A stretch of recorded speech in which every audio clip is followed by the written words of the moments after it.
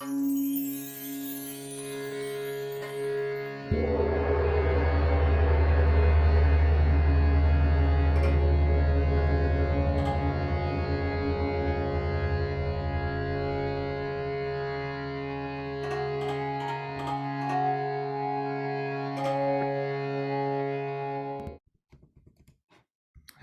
and welcome to this midweek mindfulness session.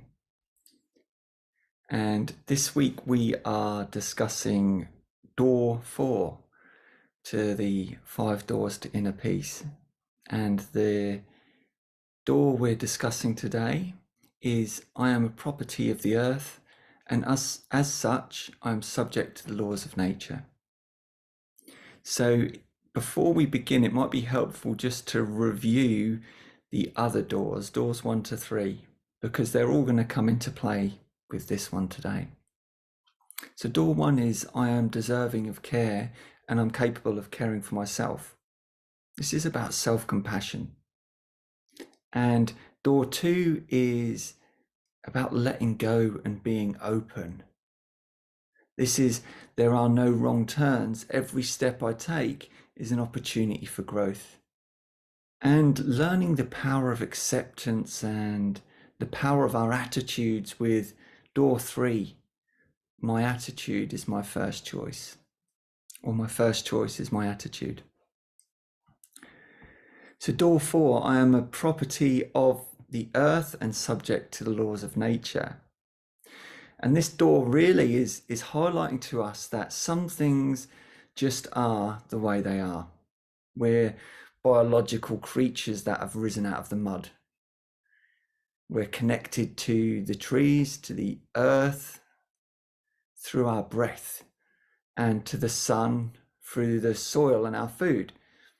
Nothing lasts, change is constant, and age and death affect us all. These are all properties of the earth and all the laws of nature that we'll be discussing today. And it's a doorway to peace because we travel around in these human bodies which have survived and evolved due to certain characteristics. That includes the desires and aversions and all the accompanying emotions that go with it. And these are truly what makes us human. So we can see all around us these laws, and there are many others, but there's a few important ones which, when we understand them clearly, when we see them clearly, they can act as a doorway to peace. And we're going to be looking at impermanence. We're going to be looking at cause and effect, and we're going to be looking at interconnectedness or interbeing. So we'll start with interbeing. And this is a term coined by the Zen Buddhist master, Thich Nhat Hanh. And he uses it to describe our interconnectedness with each other, our interconnectedness with the planet and the universe. And he uses a flower to describe this and says that a flower can only exist because of the clouds and the rain, because of the sun, and because of the soil. And if we take any of these elements away, then the flower ceases to exist. So in that way, the clouds, the sun, the rain, the soil are all part of the flower. And this isn't some kind of religious or philosophical or spiritual ideology. This is very observable. And we only have to notice our breath to recognize how connected to nature we are. As we breathe in, the trees and the plants are breathing out. We breathe in their oxygen and we exhale CO2, which is breathed in by the trees. So there's energy exchange through the breath. And the same is true for our bodies, our physical bodies. Each part of us is made up of atoms that formed in stars and supernovas. And all the energy that fuels the life in our body and on this planet comes from the sun. The sun transfers its energy into the plants, which convert it into something that we can eat, or converting it into the animals that eat the plants that we then eat. Now, this is a way to help us recognize our true nature, because we're not and cannot be separated from nature itself. We are part of it and we belong here. So this brings us to the nature of cause and effect. And in the same way that we're connected to the universe and the planet, we're also connected to the past. We've arisen out of all the circumstances that arose before us. And this includes this journey through evolution, this race for survival among all the wild and dangerous competition. And it's really only very recently, just a blip of time on the evolutionary scale, that we've become civilized. So we carry a lot of these survival traits into this sanitized world. Why is this important? It's because we suffer, because it's very easy to beat ourselves up if we blame ourselves for what we think and how we feel in any given moment. When whatever has arisen in this moment has its origins that can be traced all the way back to the Big Bang. And that's quite a lot of responsibility to be taking on. Well, it's helpful to understand that all the thoughts emotions that we feel, they're all perfectly normal and natural occurrences. And they're often influenced by things that we have little or no control over. And this seems daunting, but it was actually proven in a really interesting experiment. And it involved participants. They didn't know they were being tested or researched. They were stopped in the street by somebody pretending to struggle with their papers and stuff, and somebody asked them to hold a cup of coffee. And in some cases, the cup was hot, and in other cases, the cup was cold. Then what happened is a group further down the street then stopped the same person and gave them a questionnaire or a survey to do, analysing the character of some random fictional person.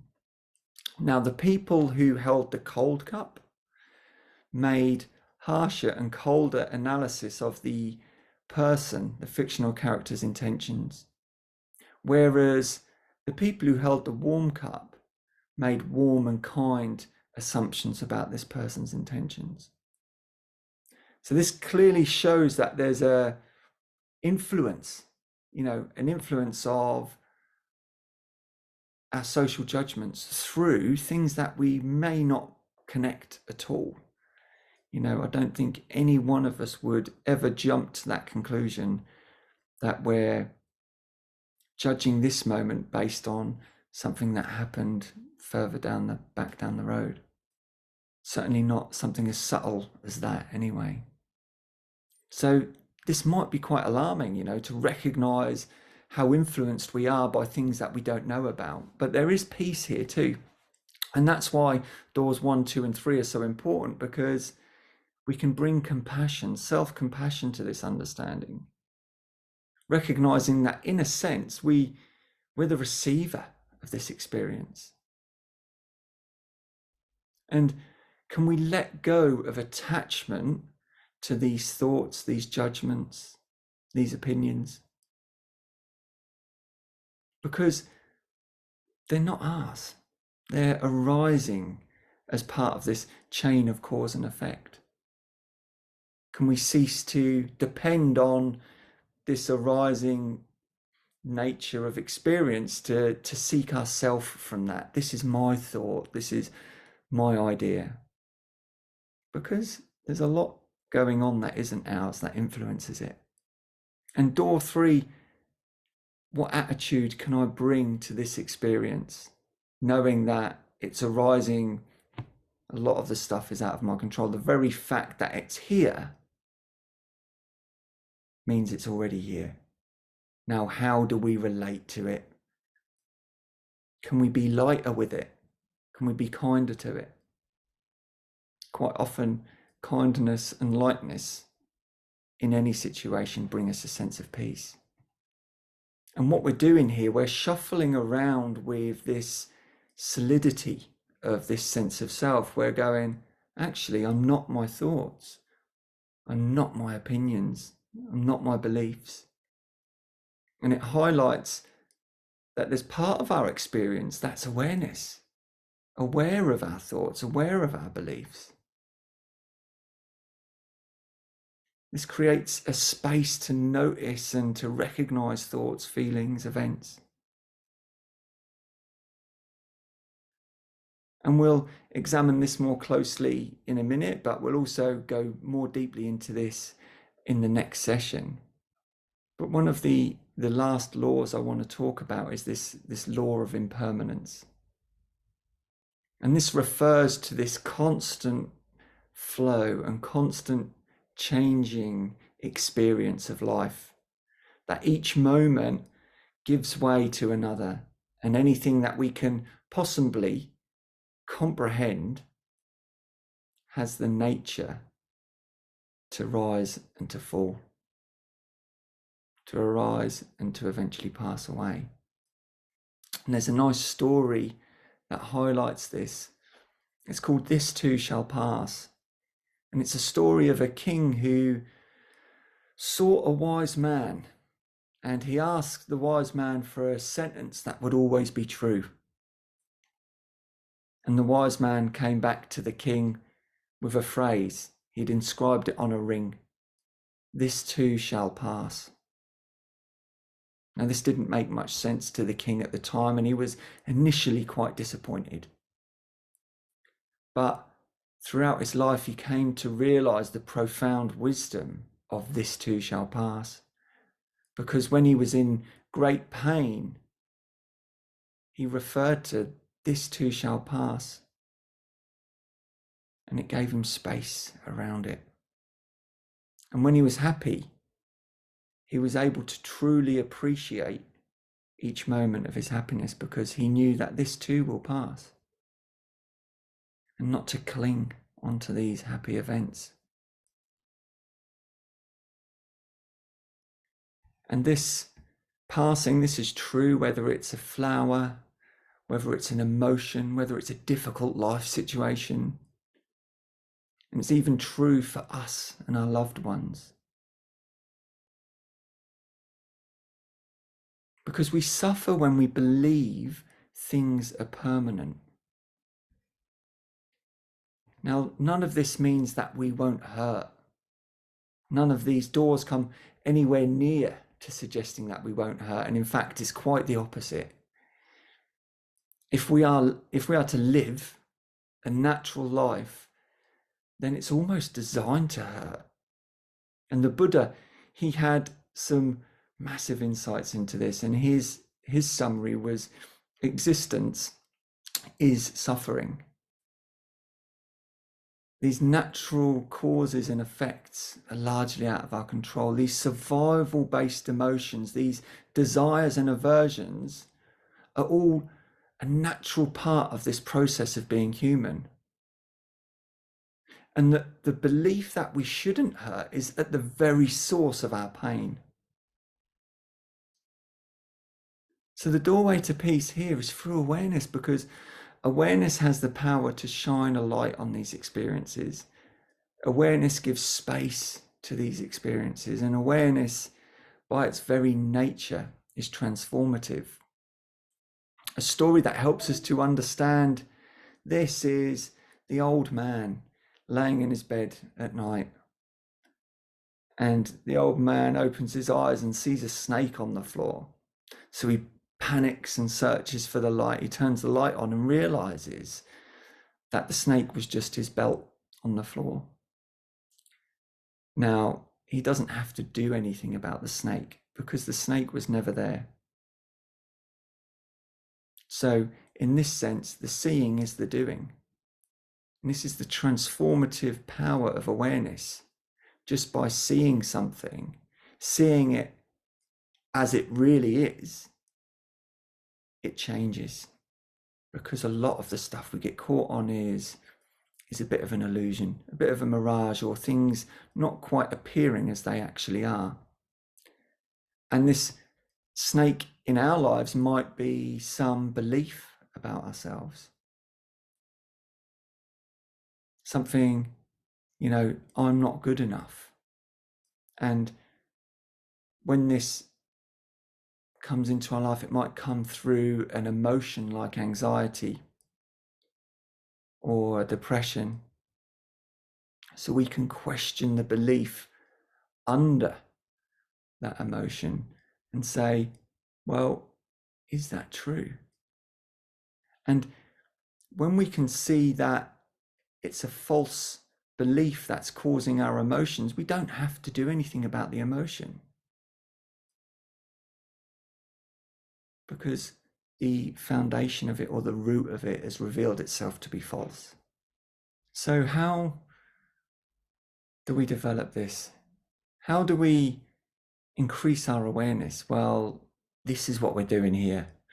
We're starting to shine a light onto different parts of our thinking, different beliefs. And we can do that specifically through a meditation.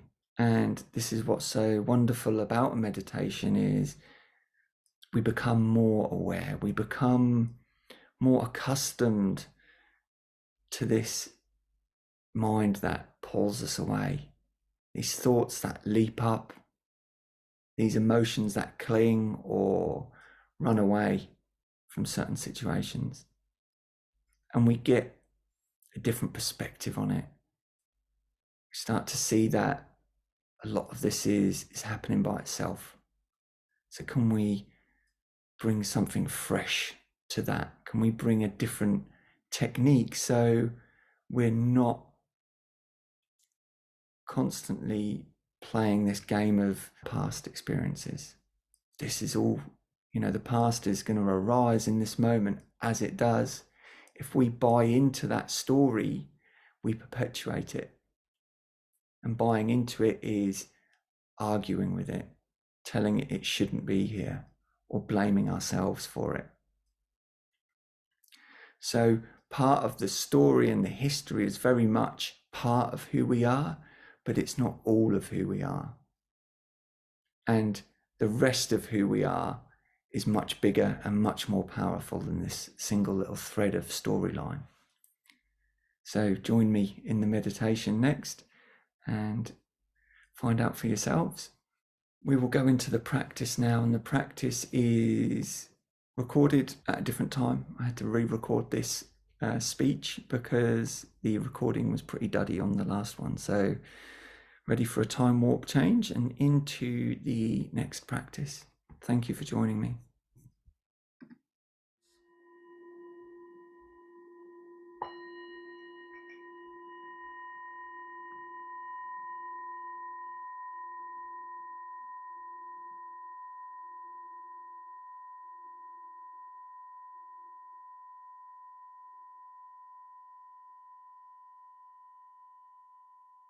So our intention today really is just to use this meditation to look at some of these natural laws that affect our life.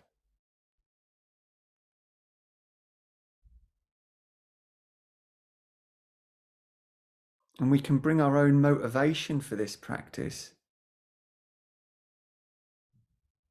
just by asking ourselves, why am I practicing meditation today?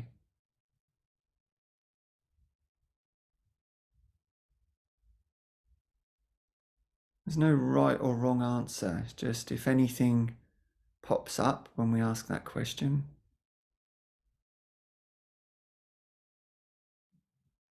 maybe there's more than one reason.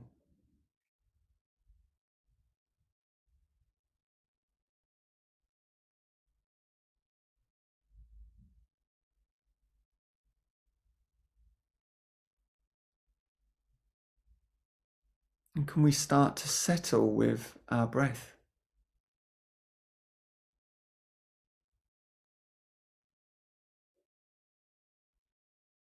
Finding the breath in the body where we feel it the most.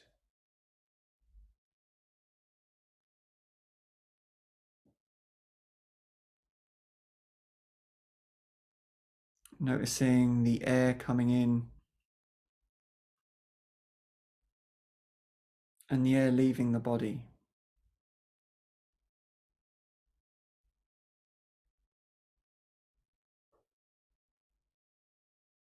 Noticing how there are sensations associated with this.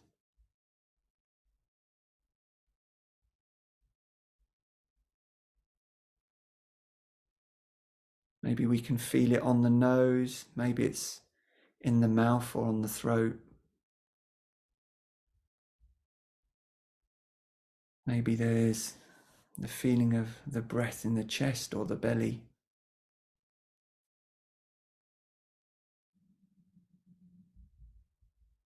Or maybe just a general sense of the body breathing in and out.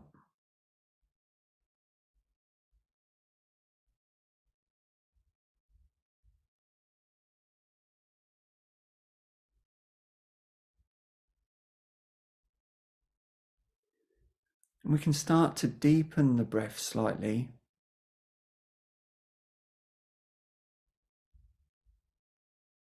And build a nice even rhythm of flow with our breath. So the inhale and the exhale are of a similar length.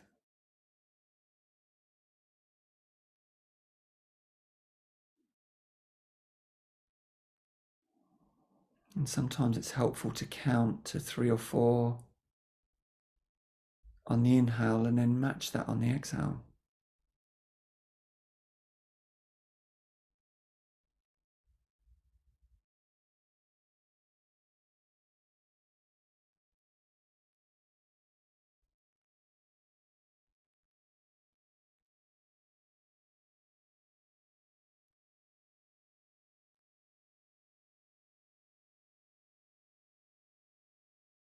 And this doesn't have to be perfect. We don't have to get it exactly right.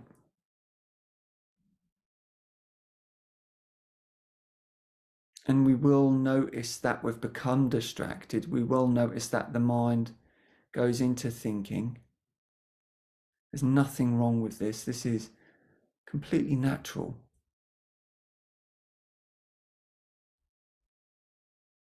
So we just bring our attention back to this part of the body where we feel the breathing.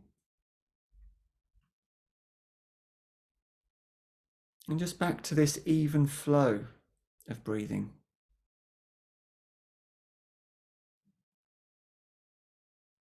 So we're narrowing our awareness a bit like a torchlight onto the area of our body where we feel the breath the most.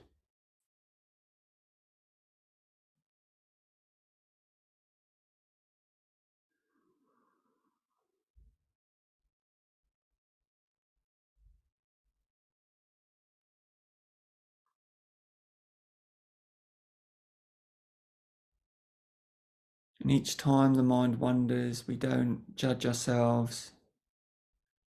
We just recognize that this is a natural habit of the mind to wander, and we gently return it back to this breathing body.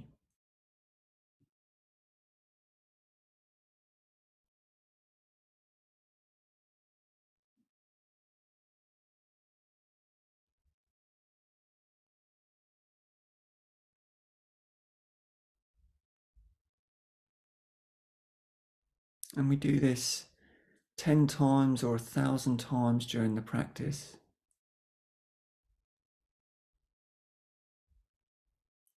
Sometimes we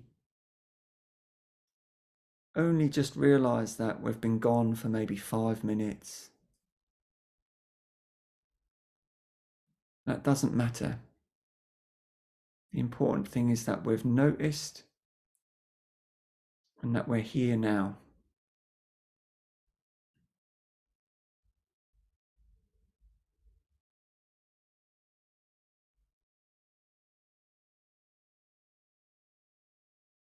And we can notice that it's the nature of thoughts to arise by themselves.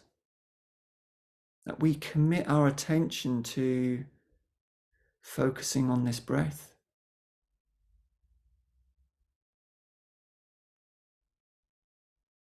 And before we know it, the mind has wandered. There's no real choice in this.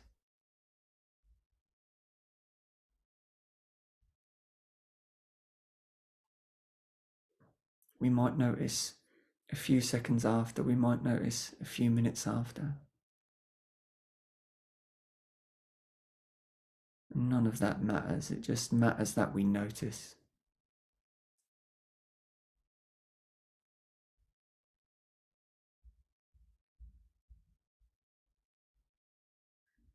And we can let go of any counting, still staying with the breath and noticing how it feels to exhale.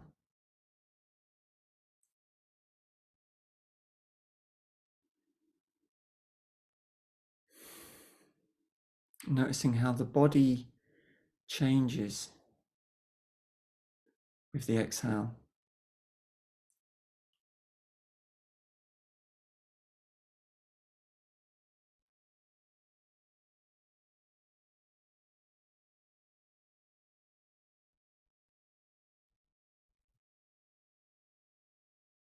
Noticing how maybe the shoulders soften.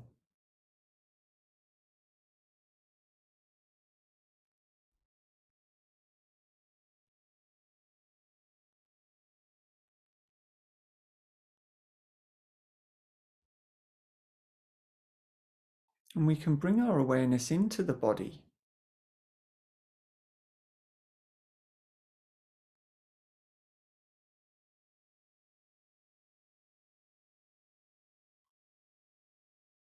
So we're still aware of the breath, but our focus is more on sensations in the body, and we can scan down if it's comfortable and just begin at the feet.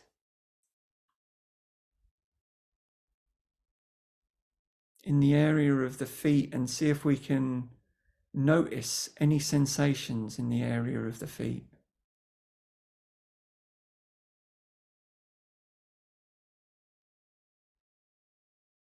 And sometimes there is, sometimes there isn't.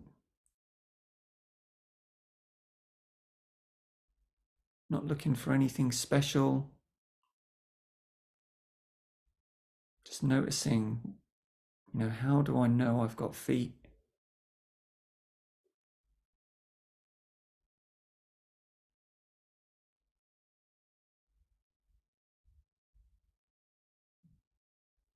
Can we feel the weight of the feet on the floor?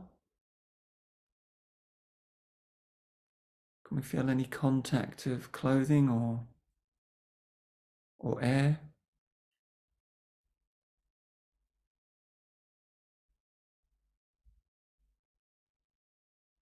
And just checking in with that attitude and seeing if we're searching too hard or trying to create a certain experience. Just seeing if we can step back and just allow whatever's here to arise.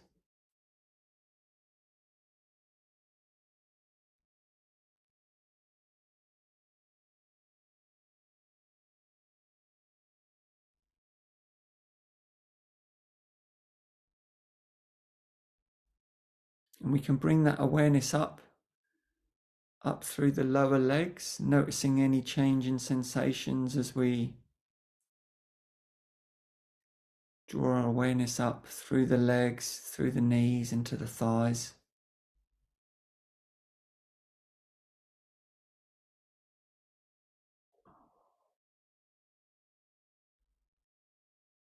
And accepting that there will be areas of the body that we don't sense or that we're not aware of.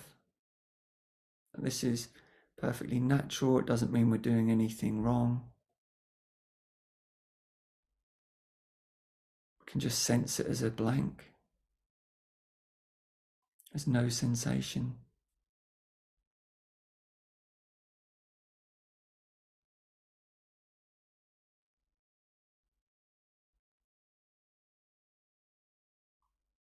And bringing our awareness to our hips, maybe the weight of our seat.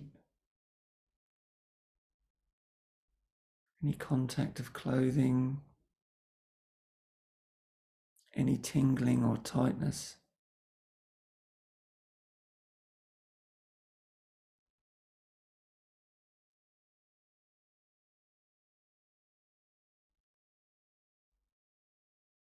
And expanding our awareness to include the whole lower body, so hips, thighs, knees, feet.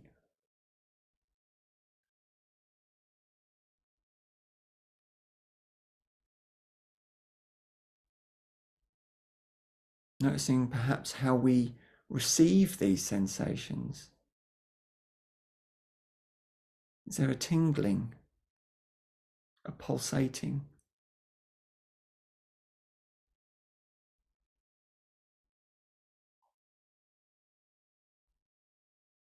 And noticing how these sensations are constantly changing.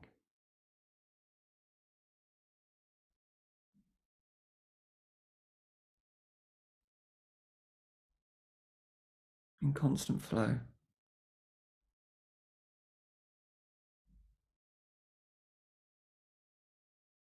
And bringing the awareness to start coming up through the belly and the lower back area. Narrowing the awareness again.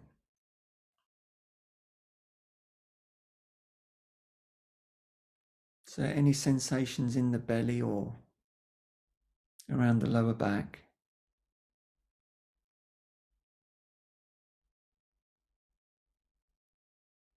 Any sense of temperature or movement.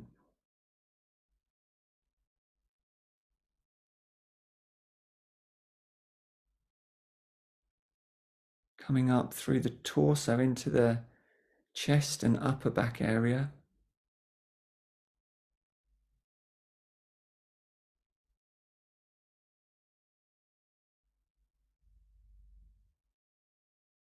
And up to around the shoulders and neck area.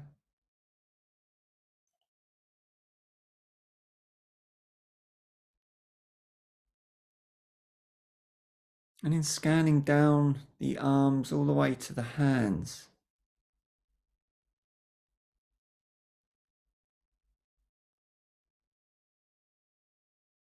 What can we feel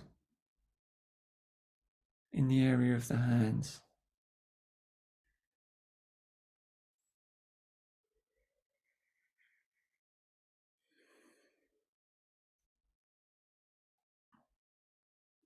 Is there any tingling?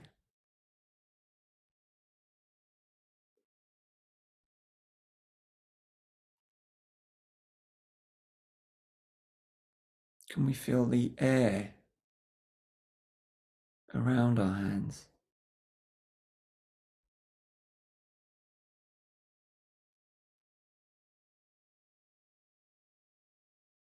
And can we feel anything in the hands?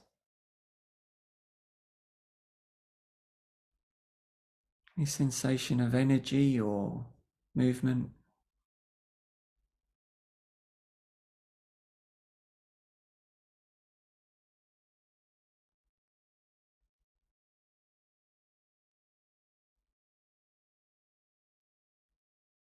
And then leaving the hands coming back up, the arms into the shoulders, the neck, into the head, including the face. Lots of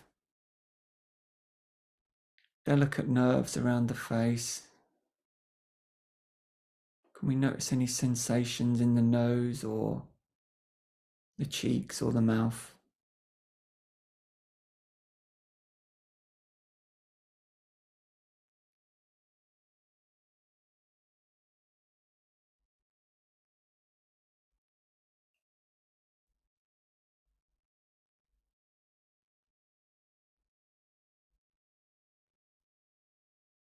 No right or wrong answers.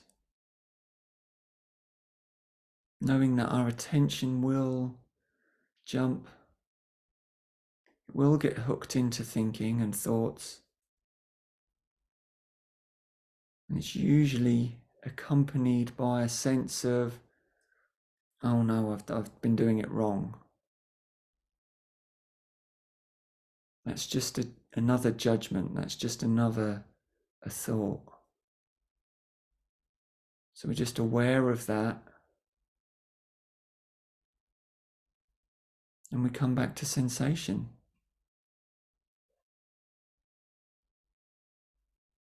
And we expand our awareness to include the whole body. As best we can, taking in any sensations of the whole body.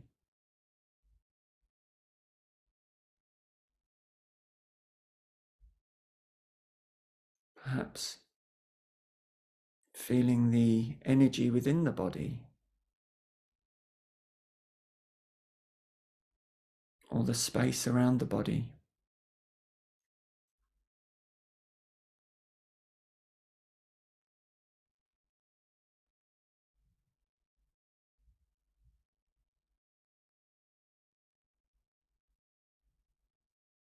And becoming aware of the space around the body, the room we're in, the space we're in.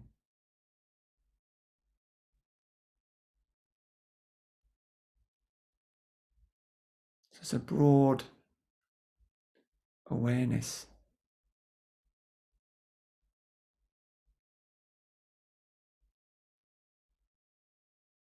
So we can rest here without any particular focus.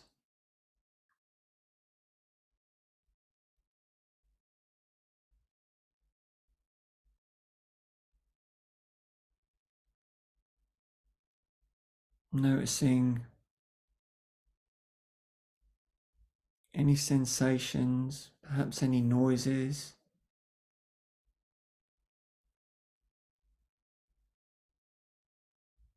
Just being open to what arises.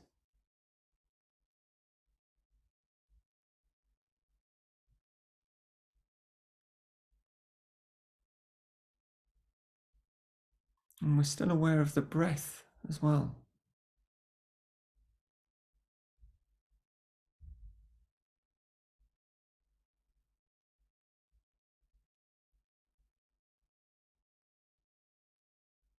So the invitation is to have and rest in this open awareness, which includes sensations of the body, it includes the breath, it includes any sounds, it may even include thoughts.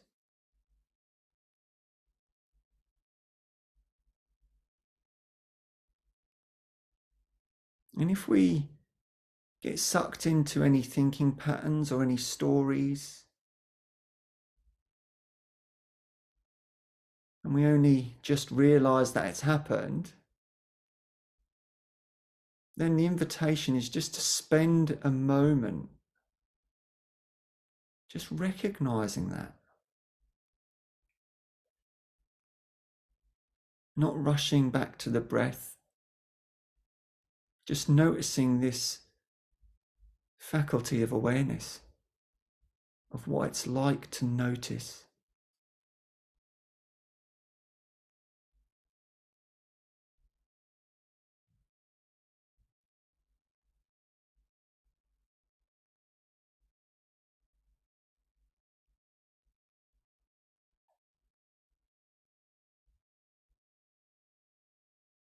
And there's no wrong way of doing this. We'll all be on our own individual journeys,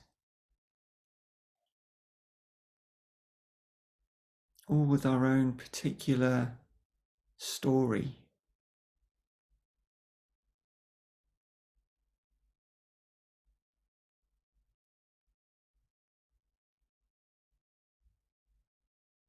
But we're all sharing this same faculty of awareness.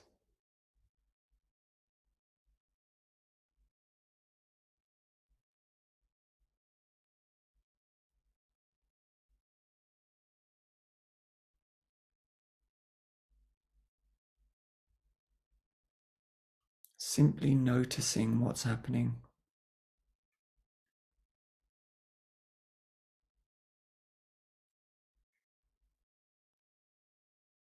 aware of sensations,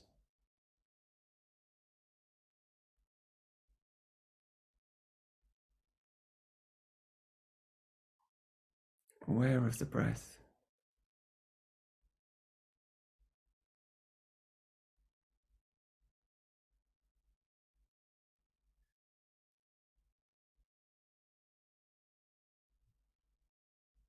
aware of any sounds,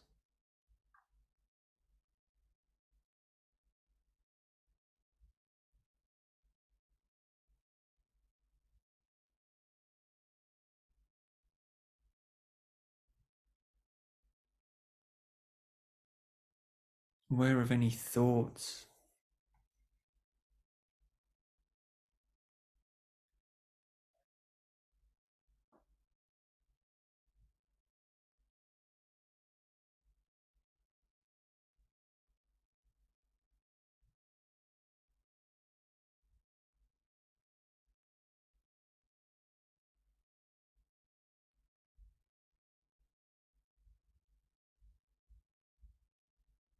and because it's our only job is to notice what's happening,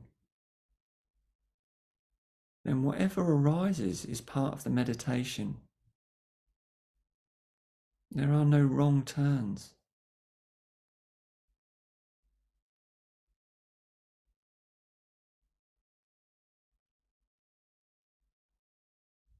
We may have the belief or expectation that a meditation should go a certain way,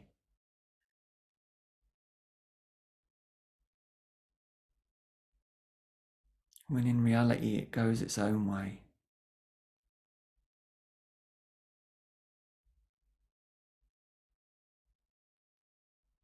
Noticing how it's always changing.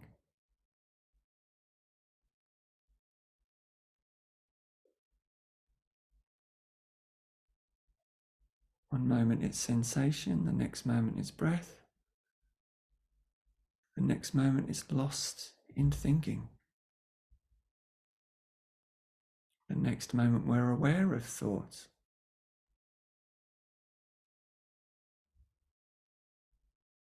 The next moment it's a noise. Noticing how that's just all arising all by itself.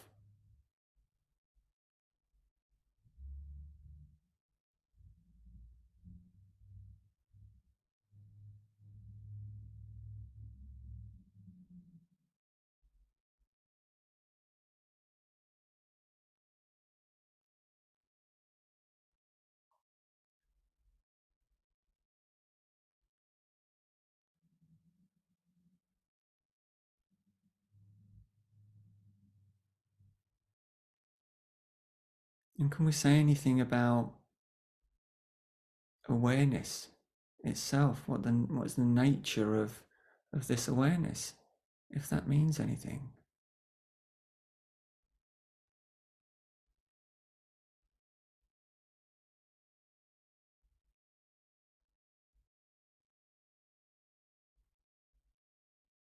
Is awareness of sensation a sensation? Is awareness of a thought a thought?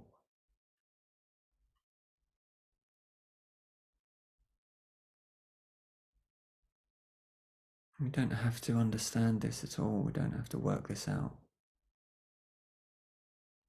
Just knowing what's happening, what is arising in this moment.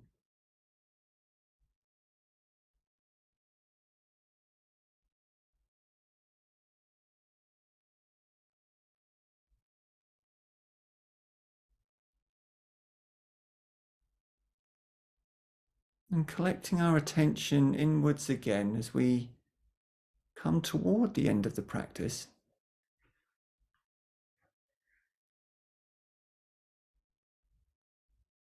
Noticing any changes in thought patterns.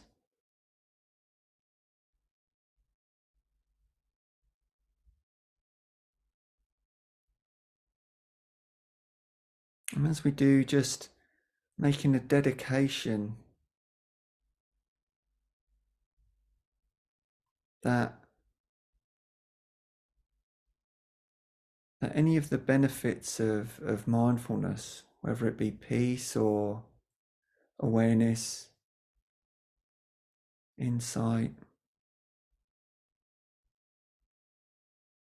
that can we share these benefits with someone who might be in need of it now? Can we dedicate some peace to whoever may be in need?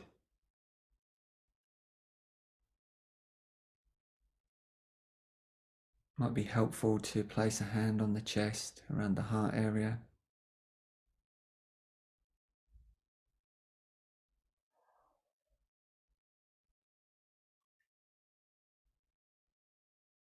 And sending some of that peace back to ourselves as well.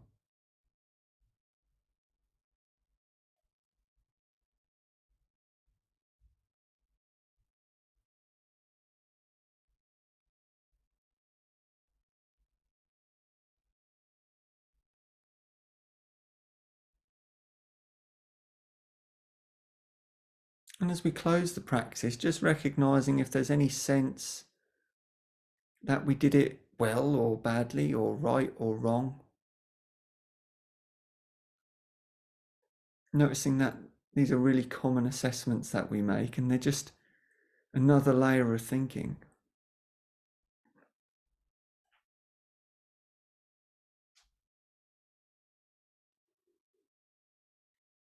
And can we allow the sound of the bell just to bring us back?